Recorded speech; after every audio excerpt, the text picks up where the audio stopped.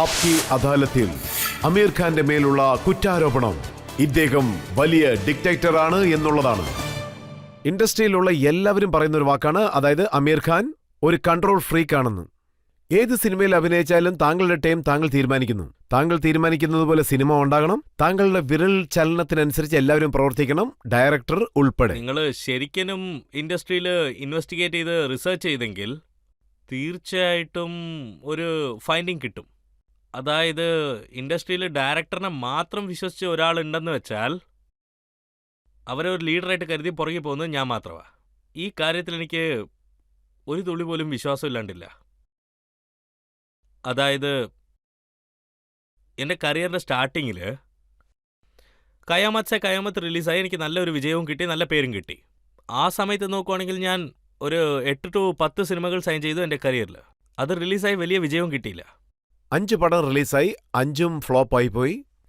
അപ്പോഴാണ് എനിക്ക് മനസ്സിലായത് ഞാൻ കറക്റ്റായിട്ടുള്ള ഒരു ഡയറക്ടറെ ചൂസ് ചെയ്യണം, അപ്പോഴാണ് കറക്റ്റായ സിനിമ എനിക്ക് കിട്ടത്തുള്ളൂ എന്നുള്ളൊരു കാര്യം. അതായത് ഞാൻ ഫസ്റ്റ് റൂൾ തന്നെ എന്താണ് ഇട്ടതെന്ന് വെച്ചാൽ, അതായത് പറയണമെങ്കിൽ ഡയറക്ടറുടെ മേത്ത് എനിക്ക് മുഴുവൻ വിശ്വാസം വരുന്നത് വരെ ഞാൻ ആ സിനിമ സൈൻ ചെയ്യാൻ പാടില്ല. ആ ഡയറക്ടർ എന്തൊക്കെ ചെയ്തിട്ടുണ്ട്, അദ്ദേഹം എന്തൊക്കെ വർക്കാണ് ചെയ്തത്, എനിക്ക് വിശ്വാസം വരുന്നവരെ പ്രൊഡ്യൂസർ എനിക്ക് സപ്പോർട്ട് ചെയ്യണം, പിന്നെ ക്രിയേറ്റീവ് ടീമിന് സപ്പോർട്ട് ചെയ്യണം നല്ലപോലെ വരാനായിട്ട്. സിനിമ റെഡിയായതിനു ശേഷം നല്ല രീതിക്ക് റിലീസ് ചെയ്യണം. ഈ 3ഉം ഇമ്പോർട്ടൻ്റ് ആയിട്ടുള്ള കാര്യമാണ് എനിക്ക് ഏത് ഫിലിമാണ് ചൂസ് ചെയ്യേണ്ടതെന്ന്. ഇതിൽ 3ലും ഇമ്പോർട്ടൻ്റ് എന്താണെന്ന് വെച്ചാൽ ഡയറക്ടർ ആരാണ്, എങ്ങനെയുള്ളവരാണ്. ഞാൻ പിന്നെ വളരെ ഇമ്പോർട്ടൻസ് കൊടുക്കും ഡയറക്ടറിന്. അതായത് ഡയറക്ടർ ആരാണ് ഞാൻ പിന്നെ ചൂസ് ചെയ്ത് കഴിഞ്ഞാൽ വളരെ റെയറായിട്ടേ ഞാൻ ചൂസ് ചെയ്യത്തുള്ളൂ. പിന്നെ ജോൺ മാത്യുവിൻ്റെ അടുത്ത് ചോദിച്ചു നോക്കും, പുതിയ ഡയറക്ടർ അഷിതോസിൻ്റെ അടുത്ത് ചോദിച്ചു നോക്കണം, ഫറാഹത്തിൻ്റെ അടുത്ത് ചോദിച്ചു നോക്കണം. അവരുടെ കഥ കേട്ടതിന് ശേഷം എനിക്ക് ഏകദേശം 1 to 2.5 വർഷമായി ആ കഥ ഓക്കെ പറയാൻ. പറഞ്ഞു വന്നാൽ അവരെന്നെ ചിലപ്പോൾ മർഡർ പോലും ചെയ്തേക്കും, അത്രയ്ക്ക് ടോർച്ചർ ഞാൻ. നിങ്ങൾക്ക് കഥ ഇഷ്ടപ്പെട്ട എന്താ ഓക്കെ പറയാത്തെന്ന് ചോദിച്ചോ. ഓക്കെ പറയണമെങ്കിൽ ഞാൻ ടെസ്റ്റ് ചെയ്തുകൊണ്ടിരിക്കുവാണ്. അതുകൊണ്ടാണ് നിങ്ങൾ ചെയ്യണമെന്ന് വിചാരിച്ചത് നിങ്ങളെക്കൊണ്ട് ചെയ്യാൻ പറ്റുമോ പറ്റില്ലയോ നിങ്ങൾ എനിക്ക് വേണ്ടി വെയിറ്റ് ചെയ്യണ്ട കേട്ടോ. നിങ്ങൾക്ക് ഇഷ്ടമുള്ളവരുടെ കൂടെ വർക്ക് ചെയ്യാം, എന്നെ വെച്ച് ചെയ്യണമെന്നില്ല. എന്നെ വെച്ച് ചെയ്യണമെങ്കിൽ വെയിറ്റ് ചെയ്യണം. അങ്ങനെ ഞാൻ കമ്മിറ്റ് ആയി കഴിഞ്ഞാൽ ഞാൻ അവർക്ക് കംപ്ലീറ്റ്ലി സറണ്ടർ ആവും. ഞാൻ സറണ്ടർ ആയി കഴിഞ്ഞാൽ വണ്ടി നിങ്ങൾ എങ്ങോട്ട് തിരിക്കുന്നു ഞാൻ ആ വഴി തന്നെ വരും. ഡയറക്ടറിനെ ചൂസ് ചെയ്യാനായിട്ട് ഞാൻ ഒരുപാട് സമയമെടുക്കും. ഡയറക്ടറെ ചൂസ് ചെയ്ത് കഴിഞ്ഞാൽ പിന്നെ ഒരു ചോദ്യവും വേണ്ട, അദ്ദേഹം പറയുന്ന പണി ഞാൻ ചെയ്യും. അത്ര തന്നെ, വേറെ ഒന്നുമില്ല. ഇത് കേൾക്കാൻ വളരെ നന്നായിട്ടുണ്ട്. പക്ഷേ പേപ്പറിൽ വന്ന ന്യൂസ് അത് കടലാസ് വെച്ച് ചോദിച്ചാൽ ഞാൻ എന്തുത്തരം പറയാനാ. ശരി, നിങ്ങൾ ചോദിക്കും, ഞാൻ എന്താന്ന് ത്രീ ഇഡിയറ്റ്സിനെ പറ്റിയാണ് എഴുതിയിരിക്കുന്നത്. ഇതിലെന്താ എഴുതിയിരിക്കുന്നത് വെച്ചാൽ, ഈ പടം നിർമ്മിക്കുന്നതിനെ കുറിച്ച് വിധു വിനോദ് ചോപ്ര സംസാരിക്കുമ്പോ ചോപ്ര സാറും പിന്നെ ഇറാനി സാറും താങ്കളുടെ അടുത്ത് വന്നിരുന്നു. താങ്കളുടെ അടുത്ത് നിന്ന് കോൺട്രാക്റ്റിൽ സൈൻ വാങ്ങുന്ന സമയത്ത് പ്രധാനപ്പെട്ട ഒരു കണ്ടീഷൻ ഉണ്ടായിരുന്നു, ഒരു clause. He must not interfere in the film making process. അതിശയമായ കാര്യം എന്താന്ന് വെച്ചാൽ ഇതുവരെ വിധു വിനോദ് ചോപ്രയൊപ്പം ഞാനും ഇതുവരെ ഒരു കോൺട്രാക്ട് സൈൻ ചെയ്തിട്ടില്ല. അതായത് ഇതിൽ 2 കാര്യമുണ്ട്. അതെന്താണെന്ന് വെച്ചാൽ ഞാൻ പിന്നെ വാക്ക് വിശ്വസിക്കുന്ന ആളാ. ഒരു മനുഷ്യന്റെ വാക്കാണ് ഞാൻ അധികം വിശ്വസിക്കുന്നത് ജീവിതത്തിൽ എപ്പോഴും.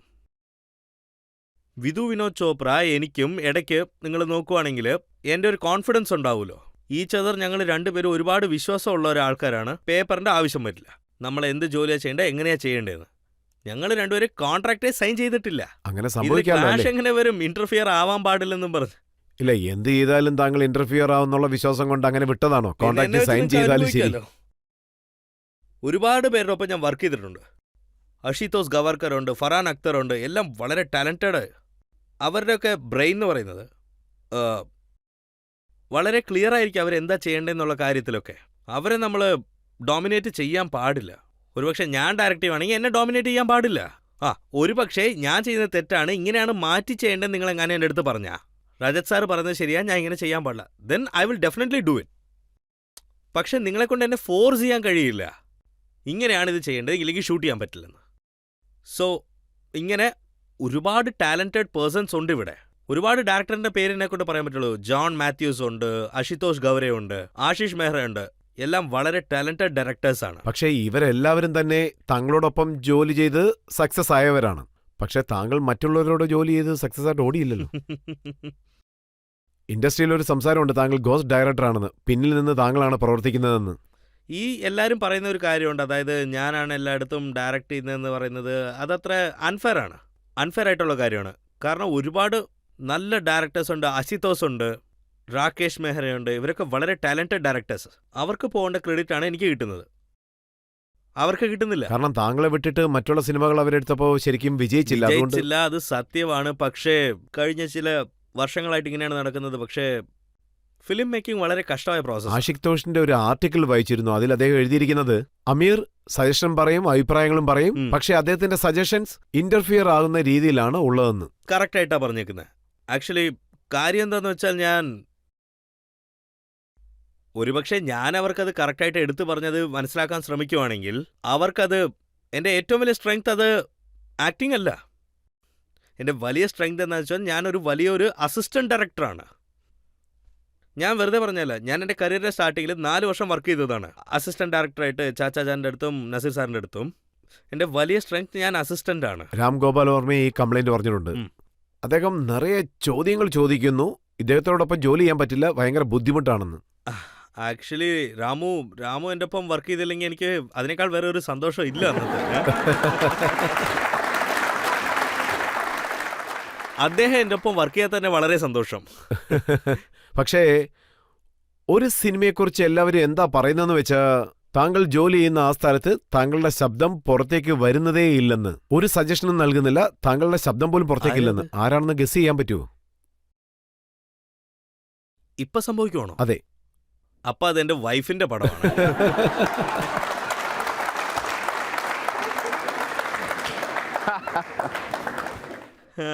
പോയിന്റ് കറക്റ്റായിട്ട് പറഞ്ഞല്ലേ. ഞാൻ കരുതിയത് ആ സിനിമയ്ക്ക് വലിയ ബഡ്ജറ്റ് ഇല്ല, വലിയ ഡയലോഗ്സ് ഒന്നുമില്ല, ഒരു രീതിയിൽ താങ്കൾക്ക് വലിയ സഹായമാണ് കിട്ടുന്നത്, അതുകൊണ്ട് താങ്കൾ കോഓപ്പറേറ്റ് ചെയ്യുന്നതായിരിക്കും. ആക്ച്വലി എനിക്കറിഞ്ഞ ഇത് എൻ്റെ ആദ്യത്തെ പടമായിരിക്കും 20 വർഷ കരിയറിൽ. അതായത് ഞാൻ പിച്ച് ചെയ്തുകൊണ്ടേയിരുന്നു ഈ സിനിമയിൽ ഞാൻ ഒരു ആക്ടർ ആയിരിക്കണമെന്ന്. ഇതുവരെ ഒരു സിനിമ അങ്ങനെ വന്നിട്ടില്ല. അതുകൊണ്ട് ഞാൻ പറഞ്ഞു ഞാൻ ഇതിനെ അഭിനയിക്കണമെന്ന്. അപ്പോൾ അവർ പറഞ്ഞു വേണ്ട, മാറ്, ഈ സിനിമയിൽ അഭിനയിക്കേണ്ടതെന്ന്. ഞാൻ കിരണിൻ്റെ കഥ കേട്ടപ്പോൾ എനിക്ക് വളരെ ഇഷ്ടപ്പെട്ടു. ഞാൻ ആ സിനിമയിൽ ഒരു റോൾ ചെയ്യണമെന്ന് ആഗ്രഹിച്ചു. അപ്പോൾ എൻ്റെ അടുത്ത് കിരൺ പറഞ്ഞത് വേണ്ട, നീ ഇതിൽ ആക്ട് ചെയ്യേണ്ടെന്നാ. എനിക്ക് വളരെ ഡൗട്ട് അടിച്ചുകൊണ്ട് ഞാൻ എന്തുകൊണ്ടാണെന്ന് ചോദിച്ചു. അപ്പോൾ അവർ പറഞ്ഞു നിങ്ങൾ വലിയ സ്റ്റാറാ, അപ്പോൾ എൻ്റെ സിനിമ കൊച്ചു സിനിമയാണ്, അതിൽ നിങ്ങൾ ഫിറ്റ് ആകത്തില്ലെന്ന്. അങ്ങനെയൊന്നുമില്ല, നിങ്ങൾ എന്തുകൊണ്ടാണ് ഇങ്ങനെയൊക്കെ പറഞ്ഞത് ഞാൻ ചോദിച്ചു അവരുടെ അടുത്ത്. ഞാൻ ഇതൊക്കെ ഒരു 16mm ക്യാമറ, അതായത് ഒരു ഗൊറില്ല സ്റ്റൈലിലാണ് ഷൂട്ട് ചെയ്യാൻ പോകുന്ന കൊച്ചു ക്യാമറയാണെന്ന് പറഞ്ഞു അവർ. ഞാൻ റോട്ടിൽ നടന്നു പോവും, അതുപോലെ ഒരുപാട് ക്രൗഡുള്ള സ്ഥലത്തോട്ട് പോകും എന്നൊക്കെ പറഞ്ഞ്. നിങ്ങളെ ഒപ്പം വിളിച്ചുകൊണ്ട് പോവുകയാണെങ്കിൽ ഒരുപാട് ക്രൗഡ് ചുറ്റിനും ആവും, 300-400 പേര് വേണമെന്നൊക്കെ പറഞ്ഞ്. അങ്ങനെ ഒരു സിനിമ എനിക്ക് ചെയ്യേണ്ടെന്ന് അവർ പറഞ്ഞു. എൻ്റെ ക്രൂ ആണെങ്കിൽ 8 തൊട്ട് 10 പേരുണ്ടെന്ന്. നിങ്ങളെ വെച്ചോണ്ട് അത് ചെയ്യാൻ പറ്റില്ലെന്ന് പറഞ്ഞ്. നിങ്ങൾ ആ സിനിമയിൽ അകത്ത് വന്നാൽ ആ സ്കെയിൽ തന്നെ മാറുമെന്നാണ് പറഞ്ഞത്. അതുകൊണ്ട് ഞാൻ പറഞ്ഞത് എൻ്റെ സ്കെയിൽ ഞാൻ കുറയ്ക്കാം, എന്നെ ആ സിനിമയിലോട്ട് എടുത്തോന്ന്. അപ്പോഴും അവർ സമ്മതിച്ചില്ല. കാരണം ക്രിയേറ്റീവ്ലി ആ സിനിമ ഞാൻ ഡിസ്റ്റർബ് ചെയ്യാൻ ആഗ്രഹിക്കുന്നില്ല. പിന്നെ കാരണം ഓഡിയൻസ് ആ സിനിമ കാണുന്ന സമയത്ത് അവർക്ക് മനസ്സിലാവണം അതൊരു ക്യാരക്ടറാണ്, സ്റ്റാർ. താങ്കളെക്കാൾ അവർക്ക് കുറച്ച് വാശി കൊടുക്കും. അതെ, അധികമാണ്. അവരെങ്ങനെ വഴിക്ക് വരുത്തിയെന്ന് ഞാൻ പറഞ്ഞുതരാം. അതേ ദൂരമാരി തെറ്റിപ്പോകും. കാരണം 3 പേരും ആരും അല്ല, കാരണം നിങ്ങളൊരു സ്റ്റാർ, എനിക്കത് സൂട്ടാവത്തില്ല, എനിക്കത് ക്രിയേറ്റീവ്ലി ഡിസ്റ്റർബ് ആവുമെന്ന് പറഞ്ഞു. അതുകൊണ്ട് ഫൈനലി സിനിമയിൽ എന്നോട് ആക്ട് ചെയ്യേണ്ടതെന്ന് പറഞ്ഞു. എനിക്ക് വളരെ വിഷമമായി. അതുകൊണ്ട് ഞാൻ ശരി ഓക്കെ വിട്ടേക്ക്. ഇപ്പോൾ കാസ്റ്റിംഗ് സംഭവിക്കുവാണ്. അപ്പോൾ ഒരുപാട് പേര് കാസ്റ്റിങ്ങിന് വന്നു, ഒരുപാട് പേരെ സ്ക്രീൻ ടെസ്റ്റ് ചെയ്യുന്ന സമയമാണ്. അപ്പോൾ അവർ എൻ്റെ അടുത്ത് ഇത് നോക്കിക്കേ, ഇവരൊക്കെ നന്നായിട്ടുണ്ട്, ഇവരൊക്കെ നന്നായിട്ട് ചെയ്യുന്നുണ്ടെന്ന് കാണിച്ച് എൻ്റെ അടുത്ത് അവർ. അതിൽ ഞാൻ നോക്കിയത് എനിക്ക് പകരം ആരെയാണ് ചൂസ് ചെയ്യുന്നതെന്ന്. അതിൽ എനിക്ക് ഒരുപാട് വിഷമം ഉണ്ടായിരുന്നു. അതിനുശേഷം ഞാൻ ഒരു ദിവസം പറഞ്ഞു, കിരൺ നമ്മളൊരു കാര്യം ചെയ്താലോ എന്ന്. കാരണം ഒരുപാട് പേരെങ്ങനെ ചൂസ് ചെയ്ത് വെച്ചുകൊണ്ടിരുന്നപ്പോൾ എനിക്കത് തോന്നിയത് കറക്റ്റ് അല്ലെന്ന്.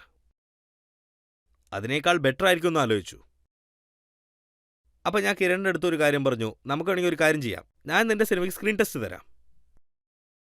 ഞാൻ ആ സിനിമയെ കാണണമെന്നുള്ളത് കൊണ്ടല്ല, ഞാൻ ആ സിനിമ ഉണ്ടാവാൻ പാടില്ലെന്ന് നീ സ്ട്രിക്ട്ലി എൻ്റെ അടുത്ത് പറഞ്ഞില്ലായിരുന്നോ?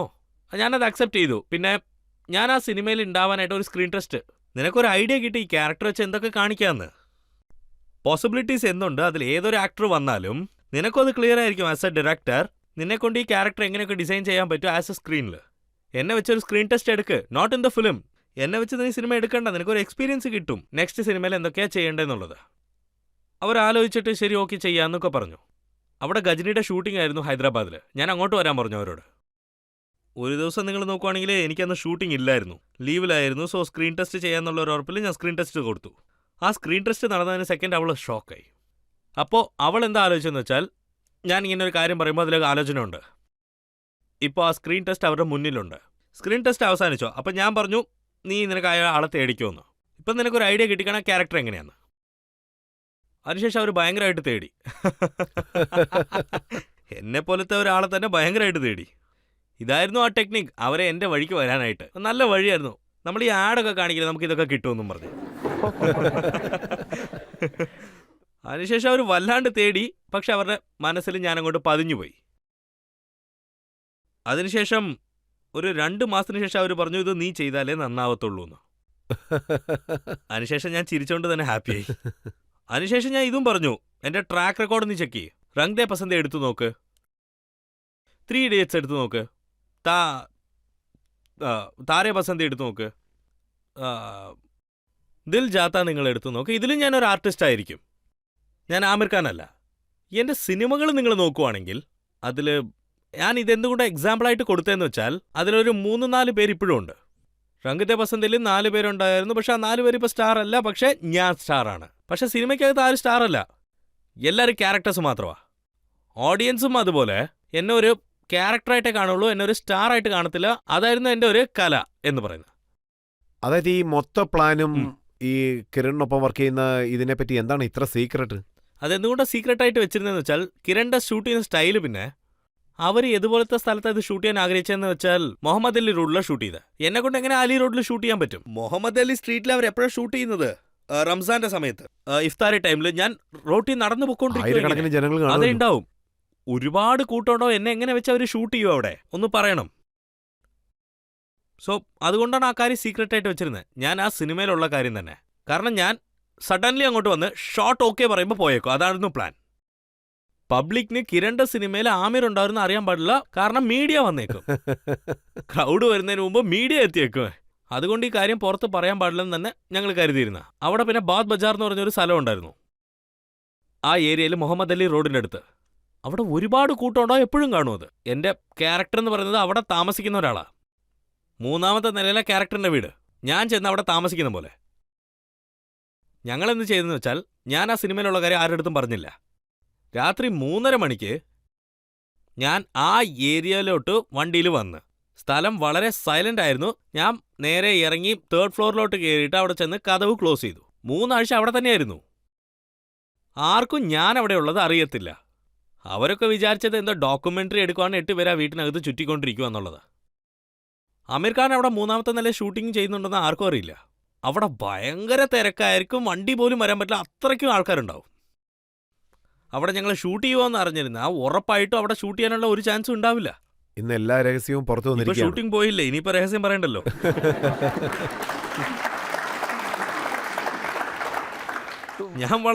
ഞാൻ വളരെ എൻജോയ് ചെയ്തു. കാരണം 3 ആഴ്ച ഞാൻ അവിടെ തന്നെ ആയിരുന്നില്ലേ. പിന്നെ ഞാൻ ഷൂട്ടിംഗ് ഇല്ലെങ്കിൽ അവിടെ തന്നെ ആയിരുന്നു. അവിടെ ഒരു റൂം ഉണ്ടായിരുന്നു, ഒരു ബാത്റൂമും ഉണ്ടായിരുന്നു. അപ്പോൾ എന്റെ ഡയറക്ടർ മീറ്റിംഗ്സ് ഒക്കെ വളരെ എന്റർടൈൻമെന്റ് ആയിരിക്കും. കാരണം എനിക്ക് എന്തോരം മീറ്റിംഗ്സ് ഉണ്ടായിരുന്നു.